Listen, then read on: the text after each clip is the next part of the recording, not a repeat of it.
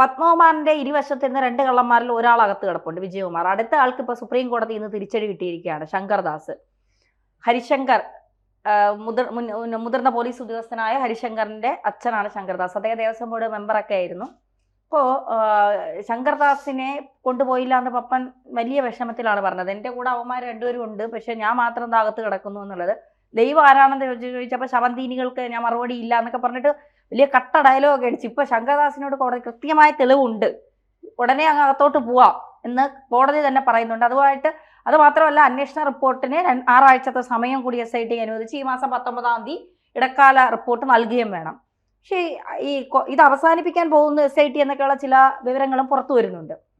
ഈ ശങ്കർദാസിനെ പിടിച്ചിടാൻ വലിയ സാധ്യതയുണ്ടോ? അവസാനിപ്പിക്കാൻ SIT ആവുന്ന പോലെ പാടുപെടുന്നുണ്ട്, കോടതി അനുവദിക്കുന്നില്ല. അതാണ് വിഷയം. ഇത് SIT അവസാനിപ്പിക്കാൻ തുടങ്ങിയതാണല്ലോ. പാമ്പിടിച്ച പപ്പനെ പിടിച്ച് ജയിലിലിട്ട് പൂട്ടി. പപ്പൻ ജാമ്യാപേക്ഷയ്ക്ക് കൊടുത്തപ്പോഴാണല്ലോ പറഞ്ഞത്, ഞാൻ ചെയ്തു തെറ്റ്, ഞാൻ കുറ്റം ചെയ്തു, ഞാൻ മോഷ്ടിച്ചു, എല്ലാം സമ്മതിക്കുന്നു, ഞാൻ ഈ അന്വേഷണ ഉദ്യോഗസ്ഥരെ പ്രതീക്ഷിച്ചിരിക്കുവാനും ഞാനിതെല്ലാം തിരുത്തി കൊടുത്തു, ഞാൻ ദൈവതുല്യരായിട്ട് കാണുന്ന ആൾക്കാർ പറഞ്ഞനുസരിച്ച് തിരുത്തി കൊടുത്തത്. പക്ഷെ ഞാനൊരു കാര്യം ചോദിച്ചോട്ടെ, ഇതിനകത്ത് എന്തോ നീതിയായി കോടതി കാണിക്കുന്നത്? ഞാനും എന്റെ കൂടിരുന്ന 2 പേരോടാണ് ചെയ്തത്, എന്നെ മാത്രം ഇവിടെ പിടിച്ചിട്ടേക്കുന്നത്. ഒരു വിയോജനക്കുറിപ്പ് പോലും, അത് വിയോജനക്കുറിപ്പ് ഈ കമ്മിറ്റിക്കകത്തൊക്കെ ഇരുന്നവർക്ക് അറിയത്തുള്ളൂ. കാരണം നമുക്ക് വേണം വിയോജനക്കുറിപ്പ് പോലും രേഖപ്പെടുത്തിയിട്ടില്ല. ഞങ്ങൾ 3 പേരുടെ പറഞ്ഞു, 3 പേരുടെ തീരുമാനിച്ചു, 3 പേരുടെ എടുത്തു, എന്നിട്ട് ഞാൻ മാത്രം അകത്ത്. ഇതെന്തൊരു കളിക്ക് പോലീസ് ഓടി നടന്ന് വിജയകുമാറിനെ പിടിച്ചു. അപ്പോഴും ശങ്കർദാസിനെ പിടിക്കാൻ എങ്ങനെയാ സാറേ? ശങ്കർദാസ് എന്ന് പറഞ്ഞ ഹരിശങ്കർ അയ്യയുടെ അച്ഛനാ. നമ്മളെപ്പോഴും പറയുമ്പം പിടിക്കാൻ അങ്ങോട്ട് ചെല്ലുമ്പോ കയ്യൊന്ന് വിറക്കത്തില്ലേ? അപ്പൊ മാക്സിമം നോക്കി ഞങ്ങൾ പിടിക്കാതിരിക്കാം. ഇങ്ങനെ തന്നെ പറയും പോലീസ് പറയും, ഞങ്ങൾ പിടിക്കാതിരിക്കാം, നിങ്ങൾ ആദ്യമേ മാക്സിമം നോക്ക്, കോടതികളിൽ പോ, സുപ്രീം കോടതി വരെ പോ, അതുവരെ വെയിറ്റ് ചെയ്യാം. സുപ്രീം കോടതി എന്ന് പറയുമ്പോൾ എടുത്തോണ്ട് പോകാൻ എൻ്റെ തൊപ്പി എല്ലാം കൂടെ ഇങ്ങനെ തന്നെ പറഞ്ഞേ. നാടൻ ഭാഷ പറഞ്ഞു, എടുത്തോണ്ട് ഒരു സാധനം എല്ലാം കൂടെ കള്ളന്മാര് അല്ലെങ്കിൽ ഇത്തരത്തിലുള്ള ആൾക്കാർ. സുപ്രീം കോടതിയാ പറഞ്ഞ ശങ്കർദാസിനെ ഈ വിഷയം കോടതി വന്നപ്പോൾ, അന്വേഷണമായിട്ട് വന്നപ്പോൾ സുപ്രീം കോടതി ചോദിച്ചു, നിങ്ങൾ എന്താ മര്യാദ കാണിക്കുന്നത്? പൊതുജനത്തിന്റെ മുമ്പിൽ, പൊതുജനത്തിന് ഒരു സാധാരണക്കാരന് പോലും മനസ്സിലാവുന്ന നീതി നിഷേധമല്ലേ ഇവിടെ കാണിക്കുന്നത്? കാരണം ഈ വാസുവിനെ പിടിച്ച് അകത്തിട്ടു, അദ്ദേഹം ദേവസ്വം ബോർഡ് പ്രസിഡന്റ് ആയിരുന്നു. അതിനുശേഷം പപ്പനെ പിടിച്ചകത്തൊരു ശരി കുറ്റക്കാരന്. ഈ പപ്പന്റെ കൂടെ ഇരുന്നവരെ നിങ്ങൾ എന്ത് കാരണവശാൽ അറസ്റ്റ് ചെയ്യാതിരിക്കുന്നു എന്നുള്ള ഒരു ചോദ്യം സുപ്രീം കോടതി പരസ്യമായിട്ട് ചോദിച്ചണക്കെ പോലും ഇപ്പോഴും അയാൾക്ക് ഇളവ് കൊടുത്തേക്കുക. അയാളെ ഇപ്പം സുപ്രീം കോടതി പറഞ്ഞിട്ടുണ്ട്. ഇനി ഇതിനകത്ത് വരാൻ പോകുന്നത് വേറൊരു കാര്യമുണ്ട് സാറേ. നമ്മൾ എത്ര പറയുമ്പോഴും ഇനി കുറ്റക്കാരനല്ല, ആരുടെയും സമ്മർദ്ദനത്തിന് വഴങ്ങി ബഹുമാനപ്പെട്ട തിരുമേനിയും ബഹുമാനപ്പെട്ട തന്ത്രിയും കൂടെ അങ്ങ് ഒപ്പിട്ടെന്ന് വെച്ചാട്ട് എന്നാലും ഒരു പ്രതികളായ ഒക്കത്തുള്ളൂ. മനസ്സിലായില്ല? അതിനകത്ത് ഇളവ് കൊടുക്കാനൊന്നും പറ്റത്തില്ല. എന്താണെന്നറിയോ? അത് നമ്മുടെ ഭരണഘടനയ്ക്കകത്തും പോലീസിനകത്തും നിയമത്തിനകത്ത് വരുന്ന കാര്യമാണ്. അപ്പം അവർ അറിയാതെയും അറിഞ്ഞായാലും പറയത്തില്ല, അറിയാതെ ചെയ്താലും അറിഞ്ഞാലും കുറ്റമാണ്. അറിയാതെ ഇപ്പോൾ ഇവിടെ ഇരിക്കുന്ന എൻ്റെ താക്കോൽ എടുത്തോണ്ട് അങ്ങ് പോയാൽ അത് മോശമാകത്തില്ല. ഒരു കമ്മിറ്റിക്ക് ഉത്തരവാദിത്വമാണല്ലോ. ഒരാളെടുക്കുന്ന തീരുമാനം പിന്നെ ഉത്തരവാദിത്തത്തിൽ നിന്ന് മാറണമെങ്കിൽ വിയോജനക്കുറിപ്പ് എഴുതി വെക്കണം. കമ്മിറ്റി ഇങ്ങനെ തീരുമാനിച്ചു, പക്ഷേ എനിക്ക് ഈ കാര്യത്തിൽ യോജിപ്പില്ല എന്ന് എഴുതി വെച്ച് കഴിഞ്ഞാൽ അദ്ദേഹത്തിന് അതിൻ്റെ അകത്ത് നിന്ന് വിമുക്തമാകാമായിരുന്നു. പക്ഷെ ഒരു സ്കോപ്പുമില്ല. കാരണം വെച്ചാൽ ഇവരെല്ലാവരും കൊടുത്ത തീരുമാനം. അത് സാറി പറഞ്ഞത് ഇത് വളരെ കൃത്യമായിട്ട് പറഞ്ഞിട്ടുണ്ട്. പപ്പൻ പറയുക വിയോജനക്കുറിപ്പ് പോലും ഇല്ലാതെ പപ്പൻ പറഞ്ഞതിനകത്ത് മൊത്തം ഉണ്ട്. പപ്പൻ ഈ പറഞ്ഞതിനകത്തും ഇന്നലെ സുധാകരൻ പറഞ്ഞ മന്ത്രി പറഞ്ഞതിനകത്തും ഈ കൊള്ളയുടെ മൊത്തവും നമ്മൾ പറയത്തില്ല ഫാക്ടർ കിടപ്പുണ്ട്. കാരണം കണ്ടന്റ് മൊത്തം അതിനകത്ത് കിടപ്പുണ്ട്. പപ്പൻ പറഞ്ഞു ഈ മോഷണം ഇവിടെ തുടങ്ങിയതല്ല, 2007 തൊട്ടെങ്കിലും നിങ്ങൾ കണക്ക് നോക്കണം, അന്ന് തൊട്ടെങ്കിലും ഈ പോറ്റി ഇവിടെ ഉണ്ട്. ഇത് വിശാലമായിട്ട് വളരെ കാലമായിട്ട് ദീർഘമായിട്ട് നടന്നുകൊണ്ടിരിക്കുന്ന ഒരു കൊള്ളയാണ്. അതിൻ്റെ ഭാഗമായിട്ട് ഞാനും ആയിപ്പോയി, ഇനി അങ്ങോട്ടും ഇത് നടക്കും. ഇത്രയും പറഞ്ഞ് പുള്ളി വെച്ച്. ഇന്നലെ ദേവസ്വം ബോർഡ് മന്ത്രിയായിട്ടിരുന്ന ജി സുധാകരനെ അറിയാമല്ലോ. അദ്ദേഹം മോട്ടിക്കുന്നവനല്ല, എന്തോ പറഞ്ഞാലും മോട്ടിക്കുന്നവനല്ല. അതിനകത്ത് ആർക്കും ആ അഭിപ്രായം തന്നെ ഉള്ളു. അയാൾ പറഞ്ഞു നല്ലൊരു കവചമായിരുന്നു ഞാനവിടെ ഇരുന്നപ്പം. നല്ല കവചം ഉണ്ടെങ്കിൽ മോഷണം നടക്കത്തില്ല. ആ കവചം അങ്ങ് എടുത്ത് മാറ്റിയിട്ട് ആരെയാ കൊണ്ടുവച്ച മനസ്സിലായല്ലോ, കൊണ്ടുവച്ച പിന്നല്ലേ ഇതെല്ലാം നടന്നത്.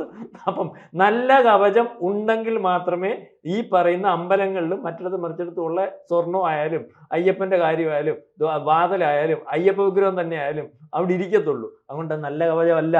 അപ്പം എല്ലാം ഇതിനകത്തുണ്ടല്ലോ, ഇവർ 2 പേരുടെയും ഇതിനകത്ത്. അപ്പം ഇത് ക്ലോസ് ചെയ്യാൻ ശ്രമിക്കുന്നതിൻ്റെ കാര്യം ഈ പറയുന്ന മന്ത്രിമാരും MP-മാരും കോൺഗ്രസിൻ്റെ നേതാക്കന്മാരും കോൺഗ്രസിൻ്റെ ദേശീയ നേതാക്കന്മാരും ഒക്കെ കൂടിയിരിക്കുന്ന ഒരു അന്താരാഷ്ട്ര റാക്കറ്റിനെ കൂടുതൽ അങ്ങോട്ട് പോയാൽ പിടിക്കേണ്ടി വരും. ഇപ്പൊ ഇരിക്കുന്ന അന്വേഷണ സംഘത്തിന് പിടിക്കാൻ പറ്റുന്ന ഒരു റാക്കറ്റ് അല്ല ഈ അന്താരാഷ്ട്ര റാക്കറ്റ്. അതിന് ഇപ്പം പിണറായി സഖാവ് പറയുന്നുണ്ട് ഒരു കാരണവശാലും CBI വേണ്ട. CBI വന്നാൽ ഈ അന്താരാഷ്ട്ര റാക്കറ്റിനെ ഏകദേശം പിടിക്കാൻ പറ്റും. കാരണം ഇത് ഇവിടം കൊണ്ട് തീരത്തില്ല സാറേ. എഴുതി വെച്ച് തരാം. നമ്മൾ ഈ പറഞ്ഞ പല കാര്യത്തിനകത്തും നമ്മൾ ചർച്ച ചെയ്ത പല കാര്യവും പിന്നെ ഇപ്പം ബഹുമാനപ്പെട്ട മുഖ്യമന്ത്രി ഉൾപ്പെടെ പറയുന്നുണ്ടല്ലോ പോറ്റി എന്തിയെ കയറ്റി ആരാന്നൊക്കെ അറിയാമെന്ന് ചോദിക്കുന്നത്. ഇതിനകത്ത് അന്വേഷണം വന്നാൽ ഇത് ശബരിമല കൊള്ളയ്ക്കകത്ത് തീരത്തില്ല സാറേ. ഇത് അന്താരാഷ്ട്ര ഇന്ത്യ മൊത്തം നടക്കുന്ന ഈ പഞ്ചലോക വിഗ്രഹവും ഇതുപോലെ ആന്റിക് ബിസിനസ്സും അതും അമ്പലം കേന്ദ്രീകരിച്ച് കള്ളക്കടത്ത് നടത്തുന്ന റാക്കറ്റിന്റെ ബന്ധം അതിനകത്തുള്ളത്. അത് ഇവിടുത്തെ ഈ പോറ്റിക്ക് എന്തെങ്കിലും കിട്ടും. നമ്മളിപ്പോ പറയത്തില്ല ഇവിടെ നിൽക്കുന്ന എന്തെങ്കിലും കൂടുതൽ കമ്മീഷൻ കിട്ടുന്ന അവസ്ഥ പോറ്റിക്ക് നമ്മൾ വിചാരിക്കും നിസ്സാരമല്ല, പോറ്റിക്ക് കോടികൾ കിട്ടും. പക്ഷേ ഈ നടക്കുന്നത് 1000 ലക്ഷം കോടി രൂപയുടെ ബിസിനസ്സാണ്. അതുകൊണ്ട് ഇതങ്ങ് ക്ലോസ് ചെയ്താൽ മതി. കാരണം ഇവർക്കൊക്കെ ഇപ്പോൾ വന്നേക്കുന്ന അല്ലെങ്കിൽ അന്വേഷണ ഉദ്യോഗസ്ഥന്മാർക്ക് വന്നേക്കുന്ന കോടതിയുടെ ഭാഗത്തുനിന്നില്ല. പണ്ട് നമ്മൾ പുരാണത്തിൽ പരമശിവൻ പെട്ട പോലെ പരമശിവൻ ഈ കണ്ടകശനി വന്നു. പരമശിവൻ ചതയാൻ പറയാം. കണ്ടകശനി വന്നു പരമശിവൻ കണ്ടകശനി വന്നു പറഞ്ഞപ്പം കണ്ടകശനിക്ക് 7 കൊല്ലോ 7.5 കൊല്ലോ അങ്ങാണ്ട് നമ്മൾ കഠിനമായിട്ട് അനുഭവിക്കണം.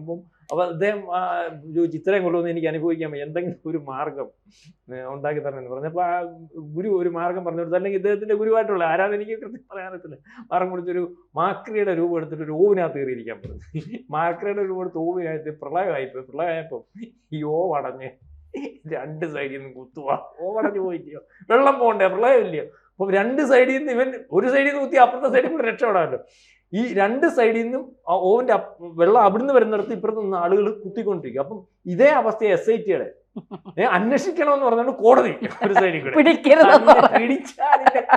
പിടിച്ചാൽ കൈകാര്യം ചെയ്യാന്ന് പറഞ്ഞിട്ട് ഇപ്പുറത്തുനിന്ന് ഈ അവസ്ഥയില കഴിച്ചിട്ട് ഇറക്കാനും വയ്യ എന്ന് പറയുന്ന അവസ്ഥയിലേക്ക് പോവാൻ. ഏതായാലും ഇതിപ്പോ കോടതി വീണ്ടും ഇടപെടേണ്ടി വരും. കാരണം ഇപ്പം ഈ മകരവിളക്ക് കഴിയുമ്പോഴത്തേന് കോടതി ഇടപെട്ട് തന്ത്രി ഒന്നും പിടിച്ചാൽ തീരുന്നട വലുത്. വിശാലമായിട്ട് കൃത്യമായിട്ട് അന്വേഷിച്ചാൽ അത് വലിയ റാക്കറ്റിനെ പിടിക്കാൻ കഴിയും. അത് പിടിക്കുന്നതാവും നന്നാവുക. അതായത് കോടതി നേരത്തെ നടത്തിയൊരു പരാമർശം ഉണ്ടല്ലോ, ഇത് അന്താരാഷ്ട്ര പുരാവസ്തു കൊള്ളക്കടത്ത് സംഘത്തിൻ്റെ കൈകളിൽ എത്തിപ്പെട്ടിരിക്കുന്നു എന്നുള്ളതാണ്. അതുകൊണ്ട് അവരെക്കുറിച്ച് കൂടി വിശദമായിട്ട് അന്വേഷിക്കണമെന്നാണ് കോടതി നേരത്തെ പറഞ്ഞത്. പക്ഷെ പിന്നെ അന്വേഷണമൊന്നും പോയില്ല. കാരണം എന്താ വെച്ചാൽ അന്താരാഷ്ട്ര പുരാവസ്തു കൊള്ളസംഘത്തിലേക്ക് ആ അന്വേഷണം നീണ്ടാൽ നേരത്തെ പറഞ്ഞ നേരെ ഇന്ത്യയിലെ പല പ്രമുഖരായിട്ടുള്ള ആളുകളും ചിലപ്പോൾ അതിനകത്ത് പെട്ടുപോയേക്കാം.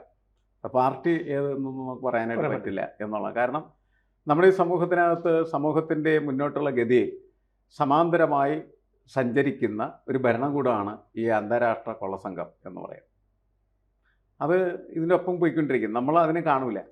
നമ്മൾ പിണറായി വിജയനും അതേപോലെ തന്നെ അങ്ങനെയൊക്കെയുള്ള ഭരണകൂടങ്ങളെയൊക്കെ കാണുകയില്ല.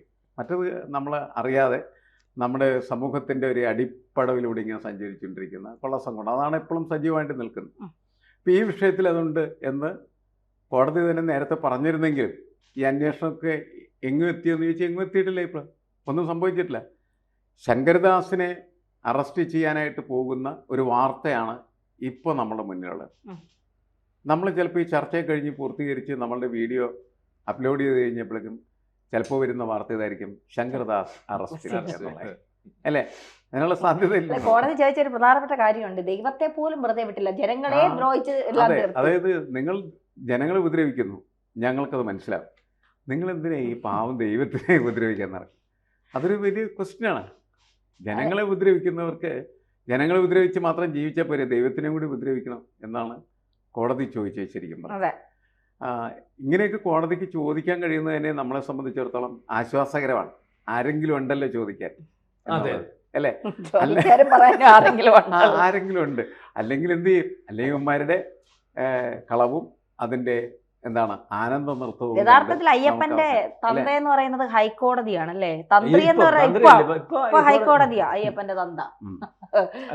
എല്ലാ കാര്യങ്ങളും അന്വേഷിക്കാനായിട്ട് ഇപ്പോൾ ഒരാളുണ്ട് ശരിക്കും പറഞ്ഞു. പിന്നെ നമ്മൾ ഈ തന്ത്രിക്കൊക്കെ എന്താന്ന് എന്ത് തന്ത്രിയെ വിളിക്കാത്ത? കാരണം അയ്യപ്പന്റെ കസ്റ്റഡി എന്ന് പറഞ്ഞാൽ തന്ത്രിയാണ് ശരിക്കും. ഇവിടുന്ന് ഈ കാര്യങ്ങളെല്ലാം അങ്ങോട്ടും ഇങ്ങോട്ടും ഒക്കെ നീങ്ങുന്ന സമയത്ത് അദ്ദേഹം അറിഞ്ഞാണത് നീങ്ങാൻ പാടുള്ളൂ. അറിഞ്ഞേ നീങ്ങിയിട്ടുണ്ട്. അറിഞ്ഞാണ് നീങ്ങിയിരിക്കുന്നത്. അറിഞ്ഞാണ് നീങ്ങിയിരിക്കുന്നത്. അതുകൊണ്ടാണ് ആരും അറിയാതിരുന്നത്. അതെ അതെ, അതാണ് correct. കാരണം തന്ത്രി അറിഞ്ഞു നീങ്ങിയത് കൊണ്ടാണ് പുറത്തറിയാതിരുന്നത്. അതെ അതെ. തന്ത്രി അറിയാതെയാണ് ഈ സംഭവം നടന്നിരുന്നെങ്കിൽ അദ്ദേഹം നിലവിളിക്കുമായിരുന്നു, അയ്യോ അയ്യപ്പനെ മോഷ്ടിച്ചെന്ന് പറഞ്ഞിട്ട്, അല്ലേ? സത്യം അങ്ങനെ സംഭവിക്കില്ല. അതുകൊണ്ട് അറിഞ്ഞാണ് നീങ്ങിയിട്ടുള്ളത്. അതുകൊണ്ട് അദ്ദേഹത്തെ വിളിച്ച് ചോദ്യം ചെയ്യേണ്ടതാണ് ശരിക്കും. അല്ല, അത് നടക്കുമായിരിക്കാം, കോടതി അതിനകത്ത് ഇടപെടുമായിരിക്കാം. കാരണം കഴിഞ്ഞ ദിവസത്തെ നമ്മൾ ഈ പറയുമ്പോൾ തീർത്തേക്കാം. കഴിഞ്ഞ ദിവസത്തെ റിപ്പോർട്ട് വളരെ ഭയാനകമാണ്. നമ്മൾ വിചാരിക്കുന്നത് ദ്വാരപാലക ശില്പവും വാതിൽപ്പടിയും ഒന്നുമല്ല. അവിടെ വെളിവിടാത്ത, എനിക്കത് കോടതി പോലും മനഃപൂർവ്വം വെളിവിടാത്ത, അവിടെ മിക്കവാറും ഉള്ളതൊക്കെ അവർ കൊണ്ടുപോയി എല്ലാം അടിച്ചു. ഇനി ഒന്നും ബാക്കിയില്ല എന്നുള്ളതാണ്. കാരണം ഈ സ്വർണം പൂശിയ സാധനമൊക്കെ അവര്, അതായത് അവിടെ നിന്ന് എടുക്കുന്ന അല്ല, അവിടുത്തെ മുഴുവൻ സ്വർണ്ണമായി ഈ സ്മാർട്ട് ക്രിയേഷൻസിൽ സ്മാർട്ടാക്കി മാറ്റി. അതാണ് പ്രശ്നം. അതൊരു സ്ഥിരം ഏർപ്പാടായിരുന്നു കുറെ വർഷങ്ങളായിരുന്നു.